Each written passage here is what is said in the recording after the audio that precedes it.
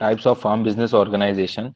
So there are various types of farm business organization: peasant farming, cooperative farming, capitalistic farming, collective farming, state farming. Peasant farming single farmer है, owner है, manager है, सब कुछ उसी के हाथ में, लिमिटेड लैंड है, वो हो गया पीजेंट फार्मिंग। कोऑपरेटिव फार्मिंग में लोग जुड़ जाते हैं, फार्मिंग करते हैं टुगेदर, लैंड पूल कर रहे हैं, साथ में कर रहे हैं, फार्मिंग कर रहे हैं। कैपिटलिस्टिक फार्मिंग, बड़ा कोई है फार्मर, बिजनेसमैन है, बहुत ज्यादा लैंड ओन करता है, तो वो कैपिटलिस्टिक फार्मिंग है। कोई एक मोनोकल्चर कर रहा है, कुछ भी कर रहा है। कलेक्टिव फार्मिंग, वो अभी देखते हैं क्या है। स्टेट फार्मिंग जो गवर्नमेंट ऑफ इंडिया कर रही है फार्मिंग, ठीक है। अब आगे देखते हैं। सबसे पहले peasant farming. So this is the most commonly followed form of farm business organization. In this form of farming, individual farmer is the owner, manager, organizer of the farm. He is totally independent in his decision as he is the owner. Compared against other farms, one drawback here is the resource limitation, including the land at the disposal of the farmer. So he has to judicially use the resources to run the farm business profitably. तो भाई peasant farming में होता है कि farmer है, वो owner है, वो मैनेजर है, और वो ऑर्गेनाइजर है उसके फार्म का। सब कुछ वही देख रहा है, प्रॉफिट भी उसका, लॉस भी उसका, रिसोर्सेज भी लिमिटेड है उसके पास, ठीक है। उसके पास लिमिटेड रिसोर्सेज है, लैंड भी बड़ा लिमिटेड है, तो ये ड्रॉबैक है, ठीक है। अब उसके बाद देखते हैं सेकंड, कोऑपरेटिव फार्मिंग क्या होती है। तो कोऑपरेटिव फार्मिंग क्या होती है अभी देखते हैं।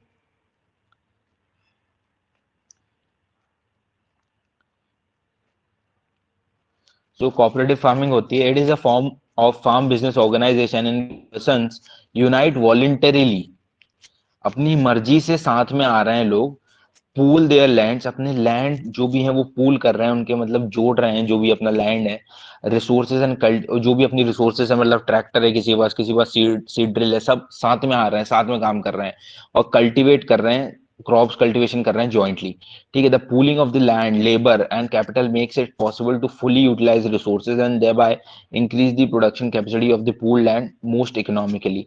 तो भाई ये तो सस्ता भी पड़ता है, इकोनॉमिकल पड़ रहा है, और इफेक्टिव यूटिलाइजेशन ऑफ रिसोर्सेज हो रहा है, क्योंकि बहुत सारे डिफरेंट फार्मर्स साथ में आ रहे हैं, अपनी स्वेच्छा से, वॉलेंटरीली अपना लैंड पूल कर रहे हैं, और रिसोर्सेज पूल कर रहे हैं, और कल्टीवेशन कर रहे हैं jointly. The birth of cooperative farming took place in the Palestine.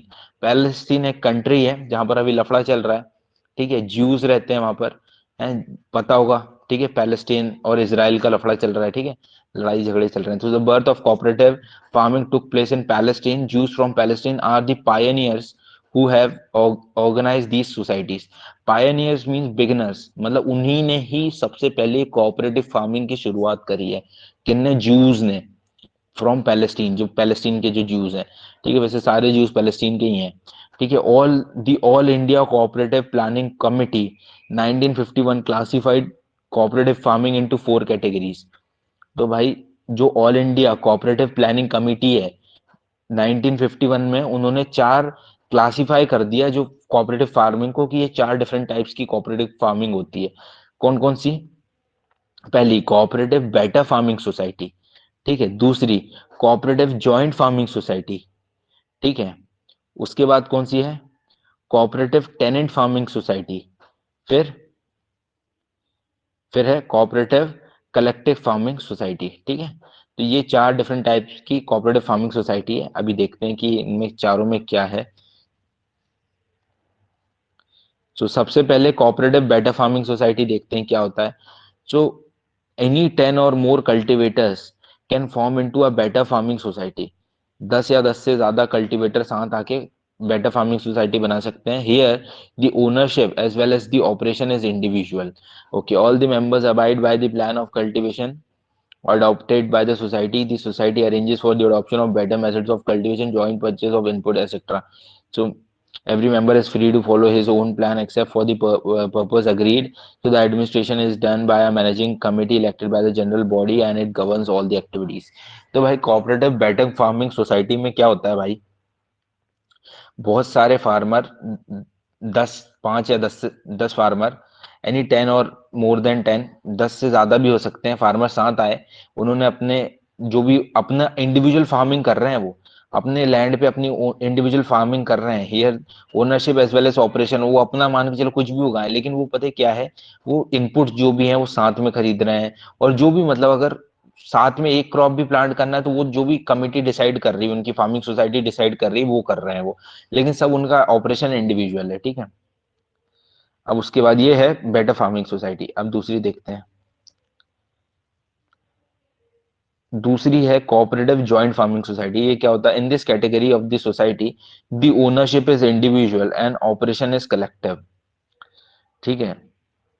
So individual owners of the land merge their land and other resources in order to form into compact block for joint cultivation. This pooling of land permits the scientific methods of cultivation. The management of society is in the hands of the elected body. The members work jointly and each member gets wages for his daily work. ठीक है। The ownership of the land is recognized by the payment of dividend in proportion to the value of his land.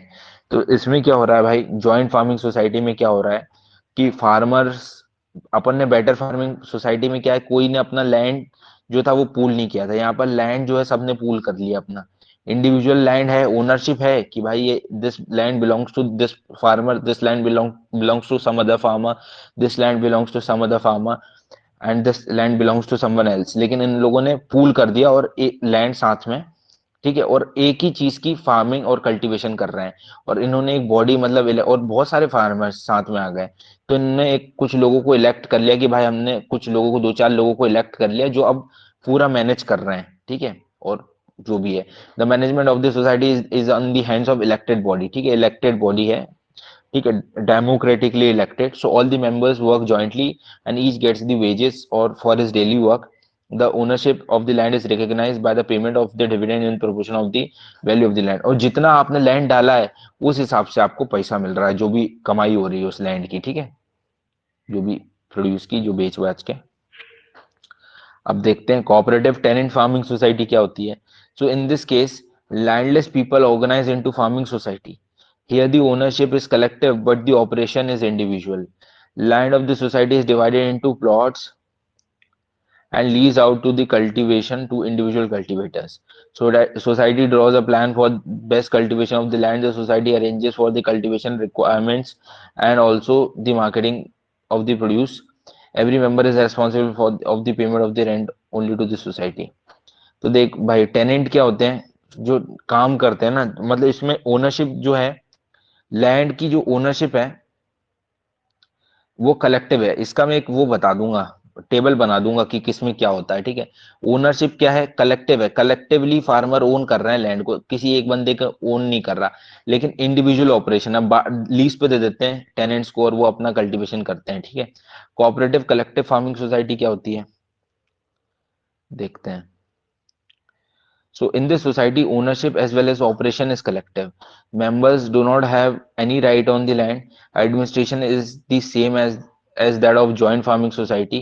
Members work jointly and they are paid according to the volume of the work contributed, profits and distributed according to the labor capital invested by the farmer.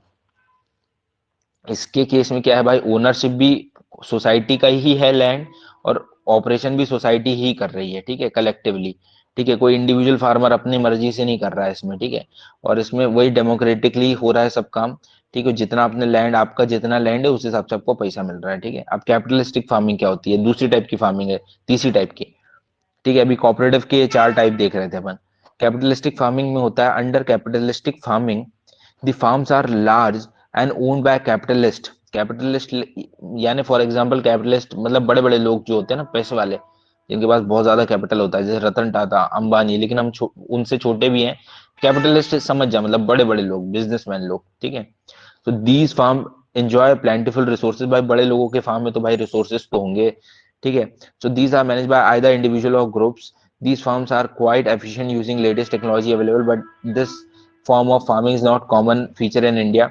Canada में, USA में, UK में ये इस type के capitalistic farming होते हैं, बड़े बड़े फार्म होते हैं, बड़ी बड़ी मशीनें, सारी कमाई भी ज्यादा, जो है plenty of the capital and organizational strength. The limitation of this type of farm business organization is that the actual cultivator is not the owner of the farm. हाँ, इस कल्टीवेटर है जो फार्म में वहां में सब कुछ कर रहा है वो ओनर नहीं होता भाई, बड़े बड़े लोग ओनर होते हैं, बड़े बहुत बहुत बहुत लैंड होता है। अब देख लेते हैं कलेक्टिव फार्मिंग क्या होता है। Collective farm is a group of farming families who pool their resources, land, livestock, machinery, etc., and undertakes to work together under a management committee elected by them. ठीक है। The management committee is responsible for the overall farm management, allocation of the work, and distribution of income. This type of farming is not prevalent in India. Russia and China follow this form of business organization. The production plan on the farm is laid down by the state, and the farmer has to sell a fixed proportion of the output to the state. Incentives are paid by the to the farmers for the improvement of the farm. तो देखो भाई, collective farming जो होती है वो India में नहीं होती, रशिया में होती है और चाइना में होती है, क्योंकि वहां पर कम्युनिस्ट गवर्नमेंट है। ठीक है। अब ये कम्युनिज्म की एक क्वालिटी है भाई, ये कि जो जो वहाँ की जो हर चीज वहाँ की गवर्नमेंट की है। ठीक है। तो यहाँ पर जो फार्मर है, मतलब collective farm is a group of farming families who pool their resources.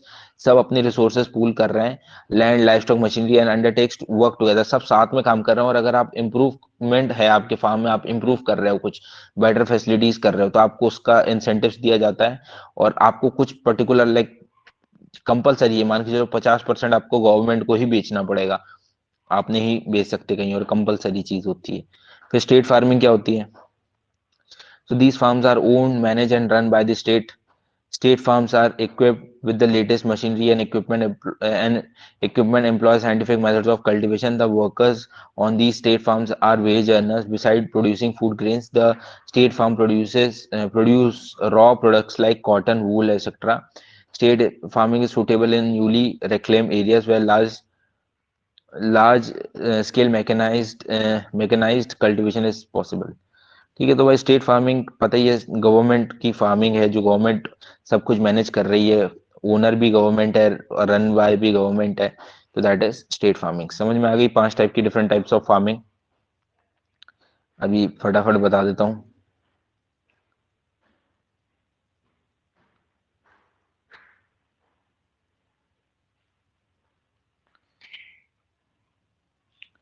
तो पहली हो गई पीजेंट फार्मिंग। पीजेंट फार्मिंग में क्या